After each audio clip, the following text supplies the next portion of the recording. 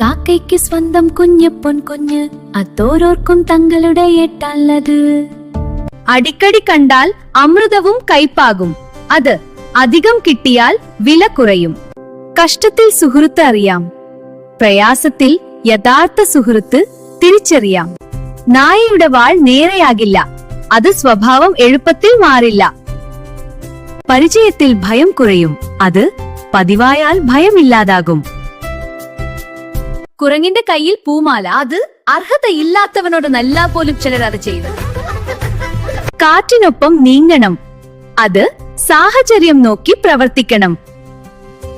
എന്ത് വിതച്ചാലും അത് തന്നെ ലഭിക്കും, അത് ചെയ്തതുപോലെ ഫലം ലഭിക്കും. ഒഴുകുന്ന നദിക്ക് തിരമാല കൂടുതലാണ്, അത് പ്രവർത്തിക്കുന്നവർക്കാണ് പ്രശ്നം കൂടുതലാകുന്നത്.